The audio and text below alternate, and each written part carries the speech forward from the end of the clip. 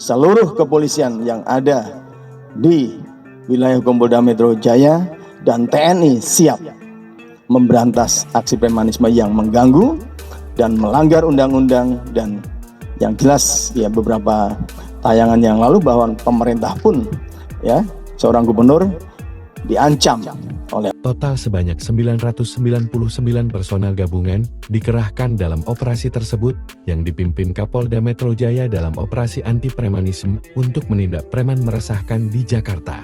Kapolda Metro Jaya Irjen Karyoto bersama Pangdam Jaya Maijen TNI Rafael Granada Bay dalam operasi tersebut.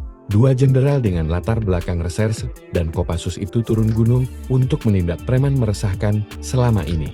Operasi anti premanisme melibatkan 999 personel yang terdiri dari pasukan gabungan TNI AD, Agung, AU sebanyak 306 personel, Polri sebanyak 663 personel, dan 30 personel pembadi KAI.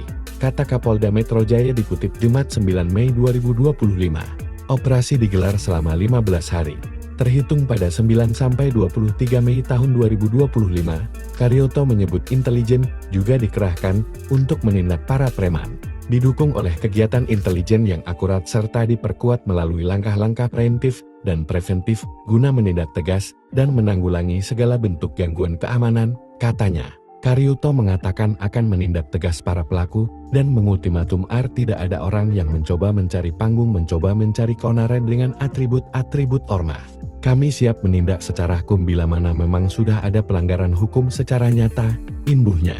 Ia juga mengimbau jangan takut melapor jika ada masyarakat ataupun pelaku usaha melapor jika ada preman mengatasnamakan ormas yang melakukan pungli hingga intimidasi.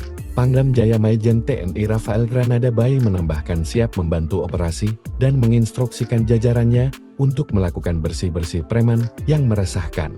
Kasat Pol PP Jakarta Satriadi Gunawan menambahkan, selain premanisme, personel gabungan juga akan penindak penjualan obat terlarang di Jakarta.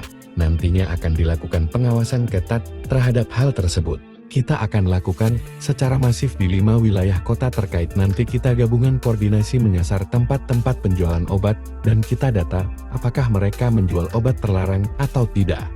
Secara penanganan nanti kita akan koordinasikan dengan pihak kepolisian apakah ada unsur pidananya atau tidak, ujarnya.